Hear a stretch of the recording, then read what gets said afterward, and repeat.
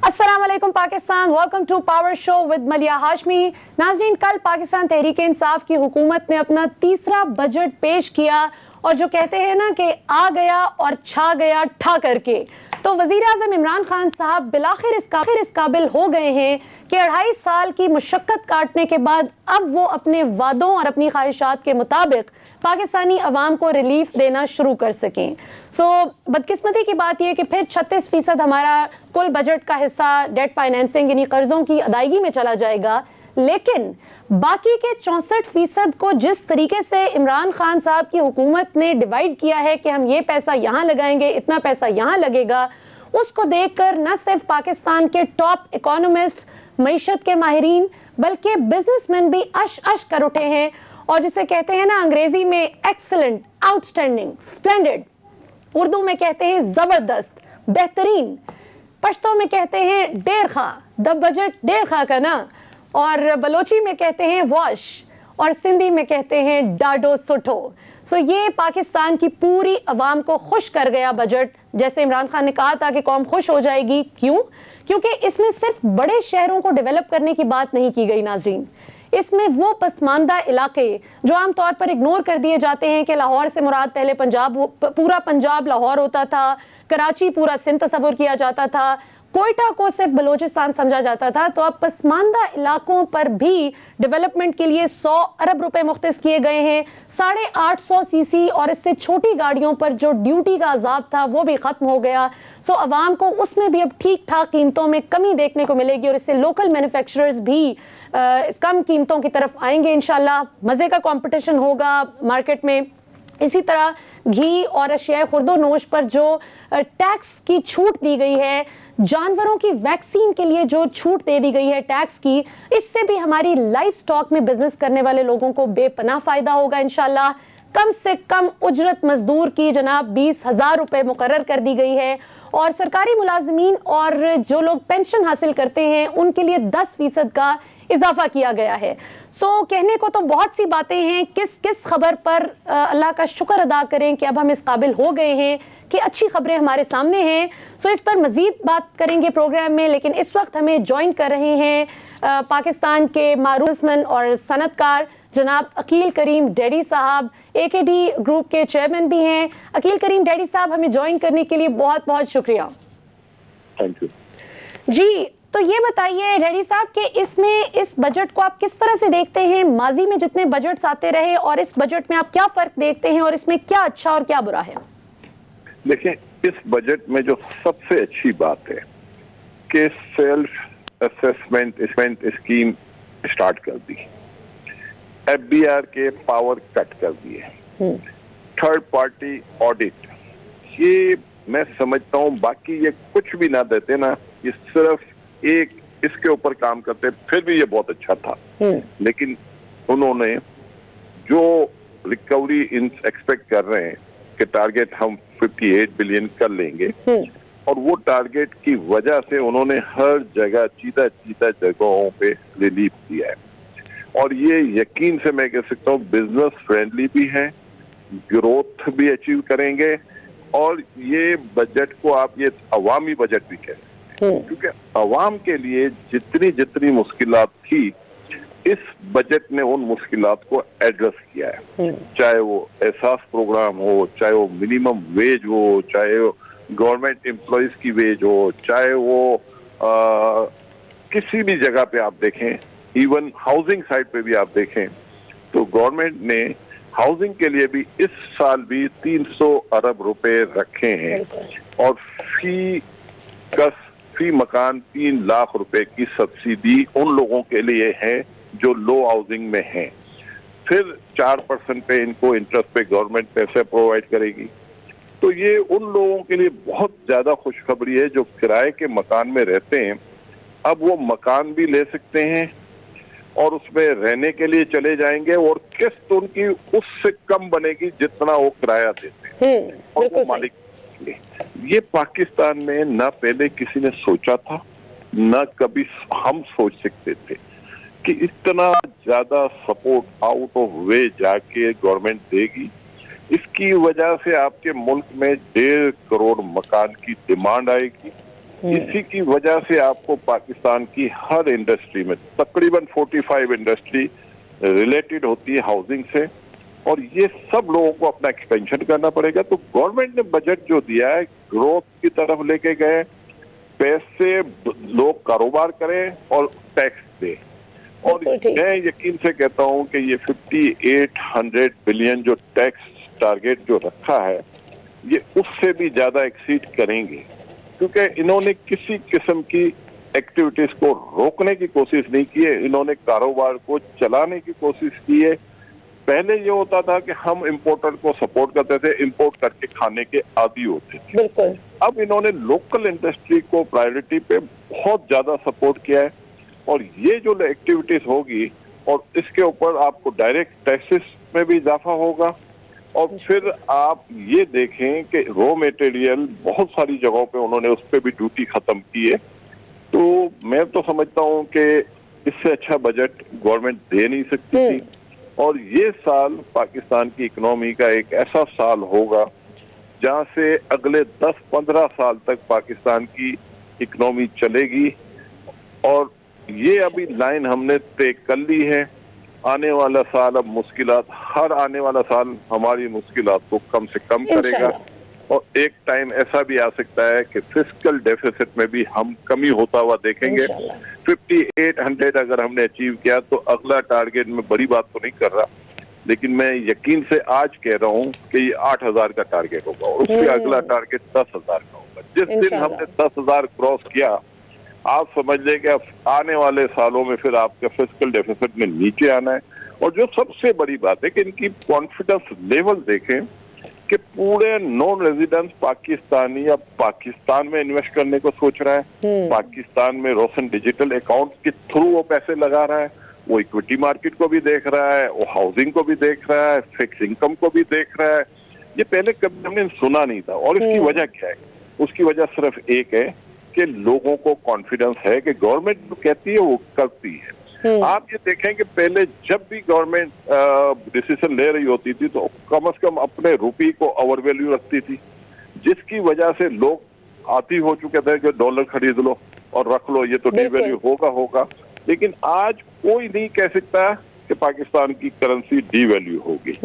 आज रुपये पे कॉन्फिडेंस है, लोग बिजनेस एक्टिविटीज में जा रहे हैं, लोग बैठ के खाने के आदी नहीं है।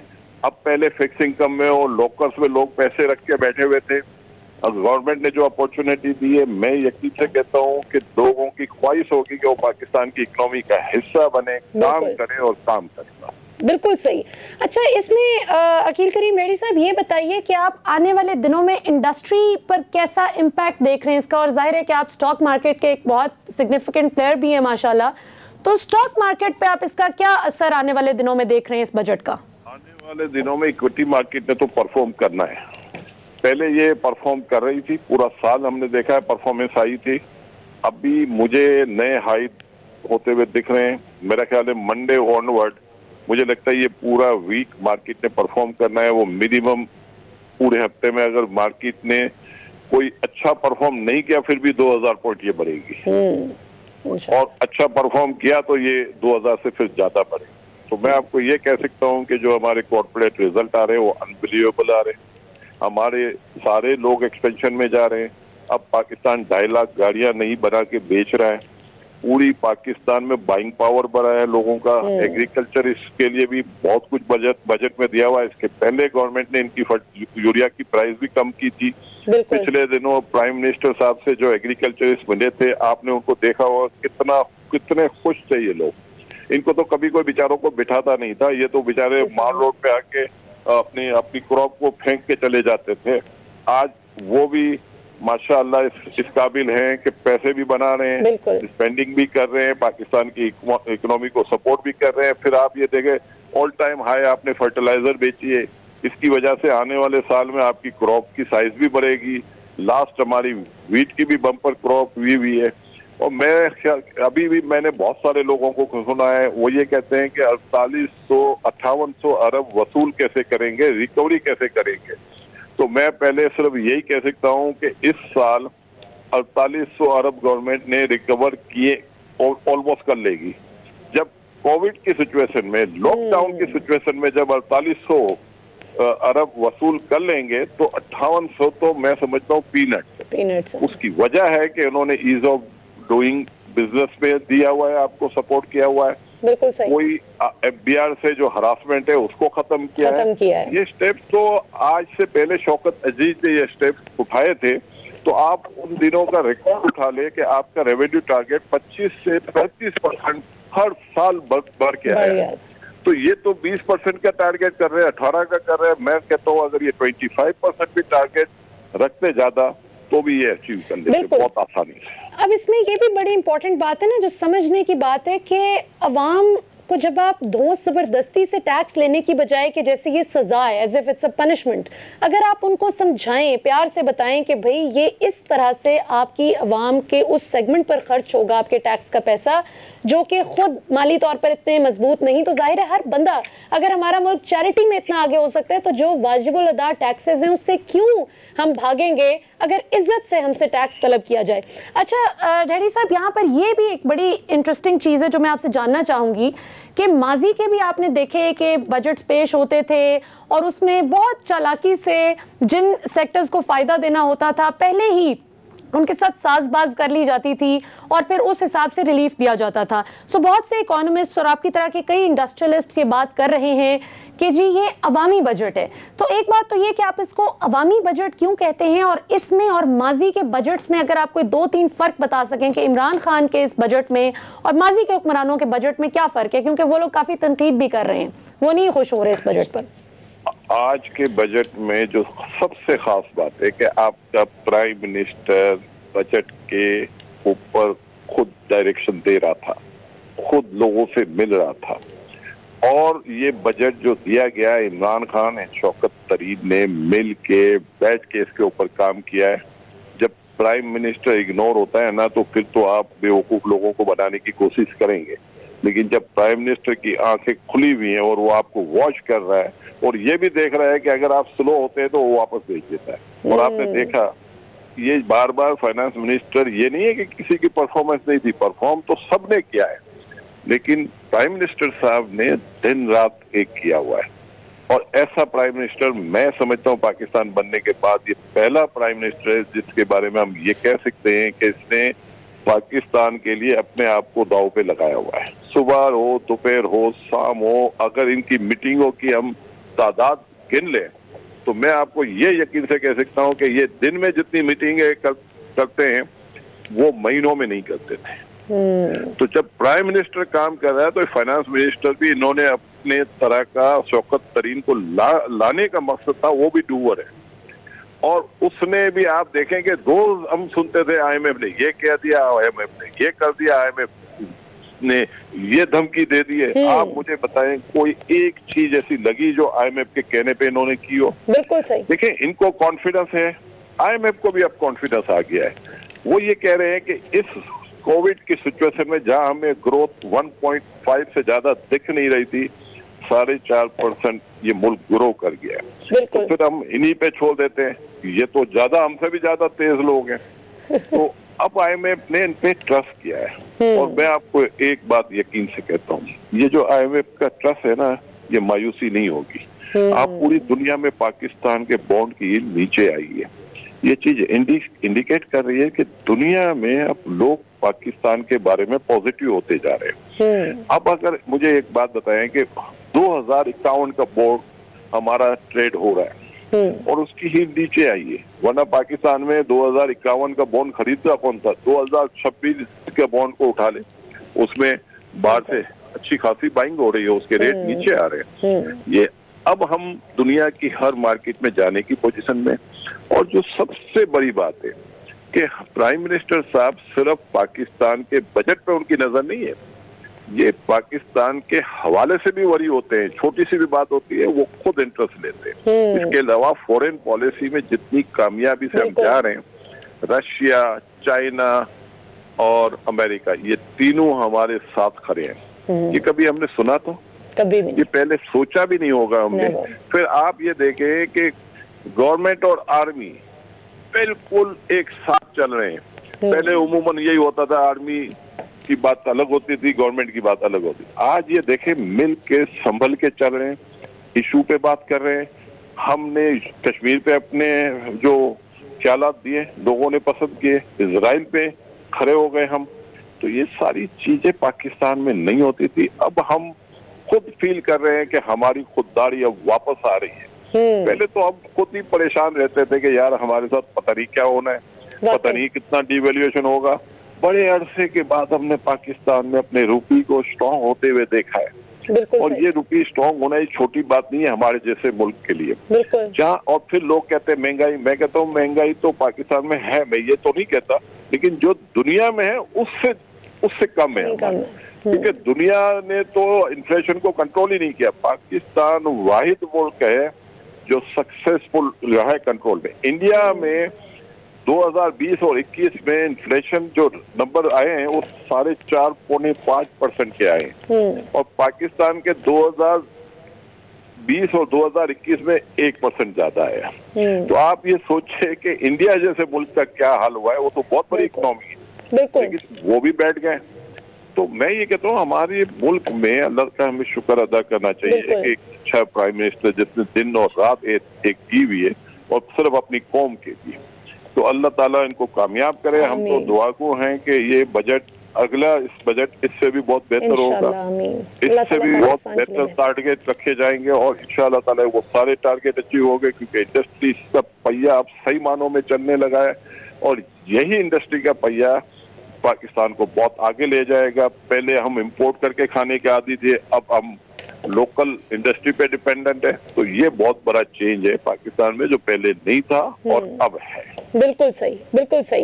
नाज़रीन, यहाँ पर वक्त हुआ एक शॉर्ट कमर्शियल ब्रेक का। ब्रेक के बाद आएंगे तो वकील करीम ढेड़ी साहब से एक बहुत अहम मसले पर सवाल करेंगे कि ये जो इतनी अच्छी अच्छी खुशखबरियां बजट में हमारे सामने आई, अगरचे बहुत से चैलेंजेस आज भी हैं जो हमें घूर घूर कर देख रहे हैं कि हमें निमट कर दिखाओ, तो ऐसे में कोई सियासी कंसेंसस कैसे डेवलप हो सकेगा? और ख़ास तौर पर अपोजिशन के वो रहनुमा और कारकुनान अपनी अपनी पार्टीज़ के जो असेंबलीज़ में रिप्रेजेंट करते हैं अपनी रेलेवेंट जमातों को, वो जिस तरह से कल बहुत ही गैर जिम्मेदाराना तरीके से नारेबाजी कर रहे थे और बजट तकरीर सुने बगैर ही कहते हैं कि हम बजट को रिजेक्ट करते हैं, बजाय इसके कि बजट को सुनकर असेस करके हमारे फायदे की बात करते हैं कि मजीद क्या बेहतरी लाई जा सकती है, इसको हम कैसे अचीव करेंगे कि ये सब एक टेबल पर बैठे? After the break.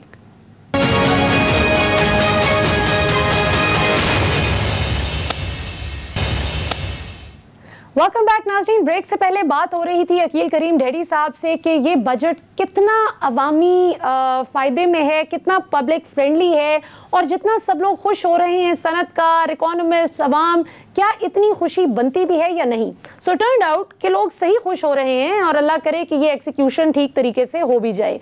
अब ज़रा आखिर में हम एक बहुत अहम सवाल करेंगे जो कि पाकिस्तान की तकदीर को, पाकिस्तान के फ्यूचर को शेप करने में बहुत कलीदी किरदार होगा इस सवाल के जवाब का, कि पाकिस्तान की जो सियासी क़यादत है, तमाम सियासी जमातें, क्या वो पाकिस्तान से ज़्यादा मोहब्बत करते हैं या अपने अपने रेलेवेंट वेस्टेड पॉलिटिकल मफादात से? क्योंकि जो कुछ हम देख रहे हैं, जहां पाकिस्तान का फ़ायदा होता है वहां हम देखते हैं कि कुछ सियासी जमातों को अपनी शिकस्त, जो सियासी शिकस्त है, वो इस कदर गिरां गुजरती है कि वो पाकिस्तान की खुशी में खुश होने की बजाय उस मुल्क की कामयाबी पर भी नुक्ताचीनी शुरू कर देते हैं। तो वकील करीम ढेड़ी साहब, हमने कल देखा कि जो बजट पेश किया है वफाकी हुकूमत ने, उसमें कराची के लिए खास तौर पे 739 अरब रुपए का भी ऐलान किया गया कि ये पैकेज अलग से होगा। फिर ये कि सिंध के 14 अजला की डेवलपमेंट के लिए 19.5 अरब रुपए का ऐलान किया गया है वफाकी हुकूमत की जानिब से। सो क्या ये एक अच्छा मौका नहीं कि सब लोग मिल बैठें और ऑपोजिशन बराए ऑपोजिशन करने की बजाय सही तरीके से बैठकर असेस करें गलतियां, और फिर अवाम के फायदे के लिए तनकीद करें जो बनती भी हो? मैं बिल्कुल आपसे इत्तेफाक करता हूँ कि पाकिस्तान अब राइट डायरेक्शन पे जा रहा है। हमारी इकोनॉमी का पहिया चल पा रहा है। हमारी अवाम जो बेचारी सालों साल से महंगाई में पिसी हुई थी, बेरोजगारी में परेशान थी, अब उनके भी अच्छे दिन आने वाले हैं, और गवर्नमेंट ने वाकई हकीकतन बहुत अच्छी पॉलिसी भी बनाई है। तो मैं इस टाइम पे अपनी सियासतदान भाइयों से, जो कि हमारे लिए सब रिस्पेक्टेबल है, ये मिल के बैठे और इस मुल्क को मजबूत करें। ये टाइम ज़ाया नहीं होना चाहिए। मैं गवर्नमेंट से भी अपील करता हूँ, हाथ जोड़ता हूँ कि इससे बेहतर टाइम पाकिस्तान को नहीं मिलेगा। प्राइम मिनिस्टर साहब ने 3.25 साल दिन और रात एक किया हुआ था। अब इसका फायदा मुल्क को होने जा रहा है और ये टाइम है, अगर आप लोग सब मिल के बैठ जाओ तो ये मुल्क बहुत आगे जा सकता है। आप लोग सब सिर्फ एक चीज सोचो कि जो अवाम गरीब है, अब उनकी खातिर आप एक हो जाए, पार्लियामेंट में बैठे। मैं आपको यकीन दिलाता हूँ, जिस तरीके से आज मुल्क परफॉर्म कर रहा है, अगले 2-3 साल में ये मुल्क बहुत आगे चला जाएगा। और ये सबको दुआएं मिलेंगी लोगों की, क्योंकि अभी भी हमारी अवाम, जाहिर बात है, मिनिमम 20,000 रुपए सैलरी, कुछ सैलरी नहीं होती, लेकिन दुनिया में कहीं और भी इस तरह की सैलरीज है। तो मैं सिर्फ यही कहूंगा कि ये बेहतरीन मौका मिला है। और अपोजिशन में भी बहुत सारे लोग हैं। सलीम मानवी वाला ने बजट की तारीफ की है, मिर्ता इस्माइल ने बजट की तारीफ की है, तो ये कभी हमने पहले नहीं सुना और मुझे बड़ी खुशी हुई, क्योंकि मिर्ता वगैरह ये बड़े अच्छे लोग हैं और ये अच्छी बातें हमें करनी चाहिए। और ये इब्तिदा शुरू हुई है और सियासतदान में डेफिनेट बिलावल भुट्टो है, जरदारी साहब है, मौलाना फजलुर रहमान है, शहबाज शरीफ भी है, माशाल्लाह इनकी भी बड़ी खिदमत है। इन सबको मिलके बैठना चाहिए और पार्लियामेंट में बैठ के मुल्क के इंटरेस्ट में आगे आए, मुल्क को आगे लेके जाएं। पाकिस्तान में जो करप्शन का नारा है ना, इसका कोई फायदा नहीं है, क्योंकि पाकिस्तान में जो भी करप्शन होती है, सिर्फ हम सियासतदान को ब्लेम नहीं दे सकते।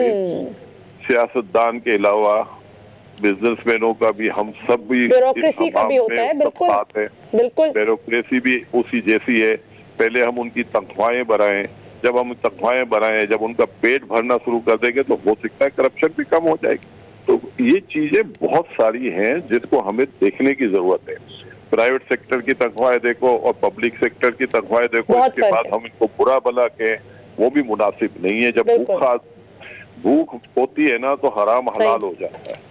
तो मेरा मकसद कहने का है कि ये सारी चीजों को हमें इग्नोर नहीं करना चाहिए, इन पे हमको नजर भी रखनी चाहिए। और आज मुझे ऐसा मौका दिख रहा है कि आने वाले दिनों में गवर्नमेंट पब्लिक सेक्टर की 25-30% तनख्वाह भी बढ़ा देगी, क्योंकि मुझे दिख रहा है कि पाकिस्तान सही मानों में चलना शुरू हो गया है।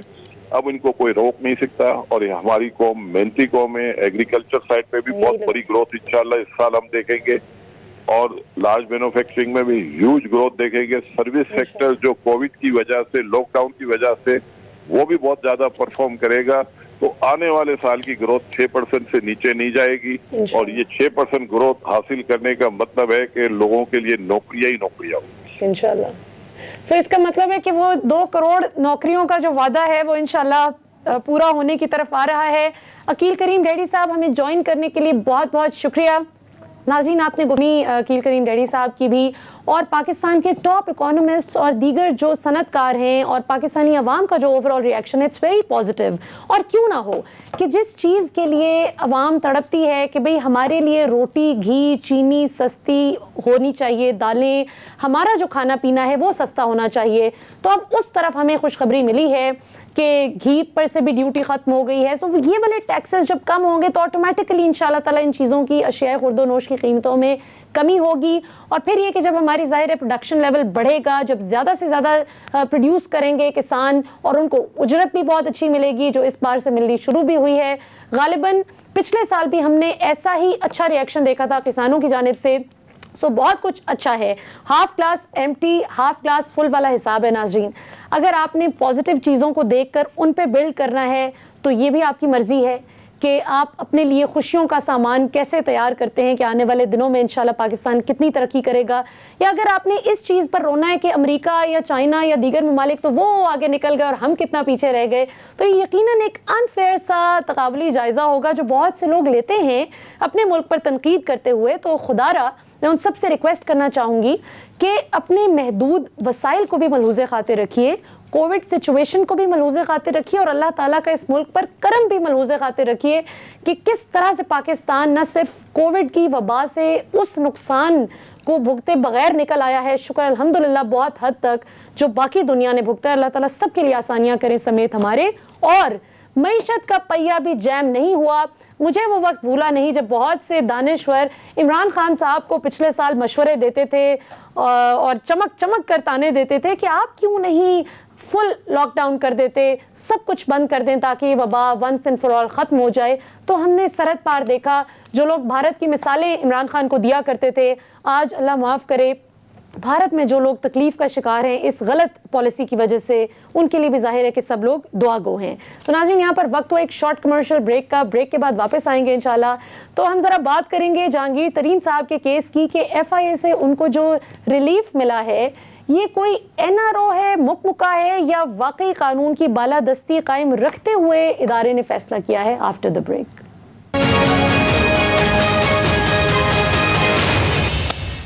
वेलकम बैक नाज़रीन। ब्रेक से पहले हम जरा बजट पर बात कर रहे थे कि कितना अवाम दोस्त बजट है और बड़ी खुशखबरियां पाकिस्तानी अवाम के सामने आई। अब जरा पाकिस्तान की सियासत पर बात करते हैं। जहांगीर तरीन साहब को FIA ने रिलीफ दे दिया है और ऑपोजिशन का ये कहना है कि जी ये तो NRO हो गया, मुकमुका हो गया, चूंकि इमरान खान साहब चाहते थे कि जहांगीर तरीन साहब और उनके साथी ये बजट पास होने में कोई रुकावट न डालें, लिहाजा FIA को प्रेशराइज कर दिया गया है कि इनको छोड़ दिया जाए। सो बात करते हैं, हमारे साथ मौजूद हैं मुमताज माहिर कानून जनाब सलमान सफ्तर साहब। सलमान साहब, हमें प्रोग्राम में ज्वाइन करने के लिए बहुत बहुत शुक्रिया। ये बताइए, since we press for time, तो जल्दी जल्दी हम आपसे जरा 2-3 सवाल पूछते हैं।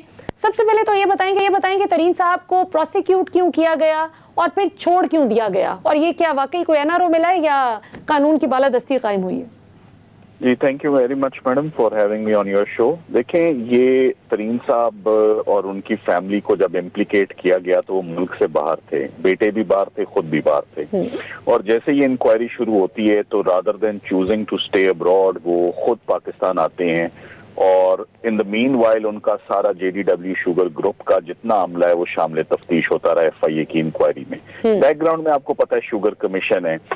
तासुर यही पाया जाता है, ये तासुर मैं समझता हूँ कि वजीर आजम पाकिस्तान का भी यही है कि जो FIR रजिस्टर किए हैं FIA ने वो शुगर से रिलेटेड है, शुगर माफिया और शुगर कार्टेल। जबकि आप इन FIRs को देखें, 3 FIR, उसमें शुगर का जिक्र नहीं है, उसमें शुगर का जिक्र नहीं है। वो इन्वेस्टमेंट्स के ऊपर है कि आपने एक इन्वेस्टमेंट की, वो क्यों कर दी, आपने एक फार्म खरीदा, वो ज्यादा पैसों पे खरीद लिया, वो क्यों किया, और ये इससे आपने शेयर होल्डर्स का एतमाद और शेयर होल्डर्स को इससे नुकसान हुआ। सो शेयर होल्डर्स के बिहाफ पर खुद FIA ने ये FIRs रजिस्टर की। मगर अफसोस की बात यह है कि इंक्वायरी में, इन्वेस्टिगेशन में और मीडिया में हाईलाइट होने के बावजूद भी कोई एक एग्रीव्ड आदमी, मुदई जिसे कहते हैं, कि मेरे साथ बेईमानी हुई है या मेरी इमानत में खयानत हुई है, वो सामने नहीं आया। और शेयर होल्डर का तो पैसा सिक्योर था। JDW बड़ा सक्सेसफुल ग्रुप है, पूरा पाकिस्तान जानता है। 3 रुपए 50 पैसे शेयर होल्डर की शेयर की वैल्यू थी जब उसने शेयर खरीदा, और आज वो 600 को टच करके 300 के ब्रैकेट में इस वक्त लाहौर स्टॉक एक्सचेंज पे वो वेरी कर रहा है। तो ये जो FIA ने इकदाम लिया, ये मैडम 8 से 10 महीने की तफ्तीश ज्वाइन हुई, 100 से ऊपर विजिट्स हुई, और मुतमईन किया बहुत एक्सटेंसिव डॉक्यूमेंट्री एविडेंस है कि किसी की ना यहाँ दिलाजारी हुई है, ना किसी के साथ बेईमानी हुई है, ना किसी की अमानत में खयानत हुई है, ना हुंडी है, ना हवाला है। तो जब FIR एक हद तक ही है ना जो चलती है, उसके बाद फिर चीजें खुलनी शुरू हो जाती हैं, एक्सपोज होनी शुरू हो जाती हैं। 10 महीने के बाद अब जब अदालत में और FIA को इतना प्रॉपर एविडेंस दिया, मेरा ख्याल है कि FIA का मुकदमा और उनका मेला फीडे खुल के एक्सपोज होने वाली थी आने वाले दिनों में। अच्छा, ये और उससे पहले लेकिन FIA ने बहरहाल आपको एक बड़ा जबरदस्त रिलीफ भी दिया है, तो मैं ये समझती हूँ, जाहिर है ये आपका एक मौकफ है अपना, मैं ये समझती हूँ कि FIA ने जो रिलीफ दिया है ये बहुत बड़ा रिलीफ है जो जहांगीर तरीन साहब को मिला है। सो ये बताइए कि क्या अगर तरीन साहब की जगह कोई और आम आदमी होता जो बहुत मुमताज बिजनेसमैन ना होता या सियासतदान ना होता, तो क्या वो भी ये रिलीफ ले सकता है? और क्योंकि इसमें मेरी कोई अपनी जाती राय नहीं, चूंकि मैं जरा ऑपोजिशन के कंसर्न्स आपके सामने रखना चाह रही हूँ। ऑपोजिशन ये कहती है कि ये इमरान खान साहब ने NRO दिलवा दिया है FIA से तरीन साहब को। सो ये थोड़ा सा आप एक्सप्लेन करें एज लीगल एक्सपर्ट, आप क्या समझते हैं कि इस तरह के केसेस में मिल जाता होता है रिलीफ? मैडम देखिए, सबसे पहली बात यह है कि गिरफ्तारी किसकी मतलूब है। इंटरनेशनल स्टैंडर्ड्स यही हैं, पाकिस्तान में अडॉप्ट किए जा रहे हैं, और सुप्रीम कोर्ट ने हालिया 2 फैसलों में ऊपर नीचे 2020-21 में बार बार इन्वेस्टिगेटिंग एजेंसीज को तंबीह हो रही है कि आप बिला वजह गैर जरूरी अरेस्ट ना करें, जिनको स्ट्रेट अवे अरेस्ट कहा जाता है, इनको डिस्करेज करें। जब तक एविडेंस प्रॉपर नहीं है, जब तक एक शख्स अगर फ्लाइट रिस्क ही नहीं है, एक शख्स खुद, मैंने आपको प्रोग्राम में शुरू कहा, खुद पाकिस्तान वापस आता है, इल्जाम फेस करता है, तमाम डॉक्यूमेंट्री एविडेंस देता है, और इल्जाम क्या है? कंपनियों से रिलेटेड। मैंने आज दिन तक FIA को, किसी कंपनी को इन्वेस्टिगेट करते नहीं देखा। FIA का काम है साइबर क्राइम, हुंडी हवाला, FIA का काम है ह्यूमन ट्रैफिकिंग। FIA ने किस दिन से एक कंपनी, प्राइवेट कंपनी के अंदर कि आपने ये चीज इतने की क्यों खरीदी, ये केस एक्सपोज होना ही था। ये बहुत कमजोर केस है और मुझे हैरत है कि इसको 10 महीने क्यों लग गए। पर अब चूंकि हम फाइनल हियरिंग्स की तरफ आ रहे थे और एग्रेसिव थे, हमने तमाम एविडेंस कोर्ट के आगे प्रेजेंट करना शुरू किया और बताना शुरू किया कि ये तमाम चीजें ही देखें। तो ये वो केस है मैडम कि अगर यहाँ पर बातें तो बिलियंस की होती रही है ना, तो बिलियंस की अकाउंटेबिलिटी दिए कि ये पैसा कहाँ से आया। बिल्कुल ठीक। इसका ये मतलब है कि ये जो बात करते हैं जहांगीर तरीन साहब भी कि ये FIA का केस नहीं बनता, तो आप उस चीज को जरा एक्सप्लेन कर रहे हैं कि क्यों FIA का केस नहीं बनता आपकी नजर में। आखिर में का ही केस नहीं बनता। जी बिल्कुल। अब आखिर में मैं आपसे जरा एक बड़ा इंटरेस्टिंग सवाल फिर जहन में उभरता है कि अगर ये FIRs चूंकि जाहिर है वो मैंने भी देखी हैं, उसमें शुगर का वाकई कोई जिक्र नहीं है, तो फिर आपके जो केसेस हैं एग्जैक्टली क्या वो सिर्फ ये शेयर होल्डर्स के साथ जो अपेरेंटली जो एलेज किया गया है कि उनके साथ ज्यादती हुई है, ये सारा उसके मुतालिक है? इसका मतलब है कि ये जो सब्सिडी वाला मामला है, सारा शुगर सब्सिडी, वो सारा फिर आपको लगता है कि सिर्फ वो मीडिया ट्रायल हो रहा था? अगर आप भी मुनसिफ हों तो आप सबसे अहम सवाल ये पूछेंगी कि वो लोग कौन हैं जिनके साथ ज्यादती हुई है। जी, मुदई कौन है, ग्रीफ्ड कौन है। सो सबसे बड़ा जो मेरा ख्याल है कि every citizen of Pakistan will understand, जी बेईमानी हुई है, बेईमानी के लिए या अमानत में खयानत हुई है, किसकी, कौन, किधर है वो, एग्जिस्ट ही नहीं करता। ये बहुत, मैं समझता हूँ ये घंटों नहीं, ये मिनटों में केस खत्म हो जाना था अदालतों में, और FIA ने जो अपना नुकसान देना था वो दे दिया, जो इज्जत खराब होती है या पगड़ी उछलती है। और ये जो बातें की जा रही थी कि राजा रियाज साहब ने कहा कि जी हमें तो रीअश्योरेंस मिल गई थी और हमें पूरी तरह से यकीन दहानी करवाई गई थी कि कोई मसला नहीं, आपका सारा मामला क्लियर हो जाएगा, तो वो फिर सिर्फ हवाई बातें थी आपके? जहांगीर तरीन साहब भी फ्रंट फुट पे खेले, लीगल टीम भी और उनकी पॉलिटिकल पार्टी भी, क्योंकि जिसने ये FIR देखी है लाफिंग स्टॉक ही बना। उसने कहा ये क्या मजाक है, तो ये तो ज्यादती है। आप ये देखें कि ये वाकयात जो है ना, ये कह रहे हैं कि आपने 2009 में एक इन्वेस्टमेंट की थी, वो ज्यादा पैसों पे आपने खरीद ली। ये FIR नहीं होती, ये कंपनी लॉ का मामला है, ये SECP का मामला है, SECP ने क्लीन चिट दी है। तो ये FIA क्यों, जिसे कहते हैं पराई जंज पे अब्दुल्ला दीवाना। अच्छा, ये एक बड़ा इंपॉर्टेंट सवाल एंड पे मैं आपसे सलमान सफ्तर साहब पूछना चाहूंगी कि आपने बड़ी इंपॉर्टेंट बात की और इससे पहले भी सेगमेंट में यही बात हो रही थी कि हमारे जो सरकारी मुलाजिमीन हैं उनकी तनख्वाहें उस तरह से नहीं होती। सिमिलरली हम देखते हैं कि नैब का जो बेचारा प्रोसिक्यूटर होता है, नैब में जो वकील काम कर रहा है, वो उस तरह से उसको नहीं पे किया जाता जिस तरह से प्राइवेट वकला हायर करके बाकायदा टीम्स हायर की जाती हैं, और एक बड़ा अनफेयर सा कॉम्पिटिशन हो जाता है। सो इस हवाले से आप क्या सजेस्ट करेंगे कि हुकूमत इस हवाले से क्या कर सकती है, ऐसी कौन सी रिफॉर्म्स ला सकती है जिससे पाकिस्तान में अदलो इंसाफ का जो के तकाजे हैं वो पूरे करने में कम से कम वकला को जरा हम थोड़ा सा इक्विप कर सकें? आपका सवाल बड़ा जबरदस्त है और कंसर्न। ये मैचेस कभी भी फेयर नहीं होते। डिफेंस टीम हमेशा बहुत पावरफुल होती है, हमेशा वेल प्रिपेयर्ड होती है, हमेशा ज्यादा एक्सपीरियंस्ड होती है एज अपोज टू प्रोसिक्यूटर्स। ये कमजोरी तो देखी गई है, मगर साथ ही साथ में मैं ये कहता जाऊं कि 2-3 साल में ये इस ट्रेंड को ऑनरेबल सुप्रीम कोर्ट ने फॉर सम रीजन बड़ा डिस्करेज किया है कि आप प्राइवेट वकला को एंगेज करके इतनी भारी फीसें देते हैं। लेकिन प्राइवेट लॉयर जब कॉम्पिटेंट लॉयर्स प्रोसिक्यूशन की तरफ से पेश होंगे तो उन्होंने उन मामूली फीसों पे उन्होंने मुकदमात की पैरवी नहीं करनी है हुकूमत की तरफ से। तो जहां पर हाई स्टेक्स हैं, जहां पर कंपटीशन है, वहां पर जो फेयर फी है टू एंगेज कॉम्पिटेंट लॉयर्स वो होनी चाहिए, ताकि मुकाबला जो है वो भी बराबर का हो और अदालत में कोई भी पार्टी डिसएडवांटेज पे ना हो। बिल्कुल। बिल्कुल सही आपने कहा। सलमान सफ्दर साहब, हमें ज्वाइन करने के लिए बहुत बहुत शुक्रिया। नाजरीन, बात तो कतरा कतरा दरिया बनता है। आप पाकिस्तान के किसी भी इदारे को उठाकर देख लें तो तनकीद तो करने वाले बहुत हैं, उंगलियां तो हर इदारे पर उठती हैं कि ये गलत है, ये ऐसा नहीं होना चाहिए था, ये बेहतर हो सकता था।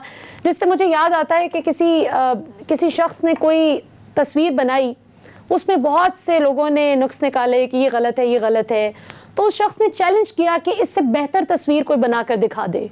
कोई एक शख्स भी नहीं उठा। और मैं एज अ टीचर एक मिसाल हमेशा अपने सेशंस में दिया करती थी, एज अ ट्रेनर ऑल्सो, कि जब आप दीवार पर एक लाइन खींचते हैं तो उस लाइन को आप कैसे छोटा कर सकते हैं, कैसे कम कर सकते हैं। यानी उस लाइन को आप अपना दुश्मन तस्वर कीजिए कि वो आपका दुश्मन है, आप कैसे उसको छोटा कर सकते हैं, कैसे उसको ज़ेर कर सकते हैं। उसका ये तरीका नहीं कि आप उस लाइन को मिटाएं या उस लाइन को काटें, उस लाइन को छोड़ दें। आप उससे बड़ी और उससे बेहतर और उससे अफजल लाइन लगाएं ताकि आप स्टैंड आउट कर जाएं।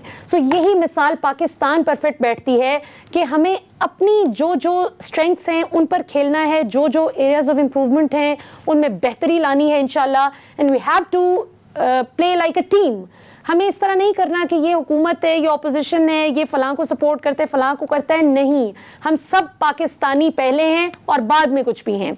आज से जो लोग भी मुझे सुन रहे हैं, खुदारा तहैया कीजिए कि हम सिर्फ और सिर्फ पाकिस्तान का इंटरेस्ट पहले देखेंगे और उसके बाद ये देखेंगे कि हम हर 5 साल बाद वोट किसको देते हैं। वोट जिसको भी दें, दिल पाकिस्तान के लिए धड़कना चाहिए और पाकिस्तान का इंटरेस्ट हमें सबसे ज्यादा मुकद्दम होना चाहिए। इसके साथ ही नाज़रीन, इजाजत दीजिए, कल आपसे फिर इंशाल्लाह रात 10 बजे मुलाकात होगी। पाकिस्तान जिंदाबाद।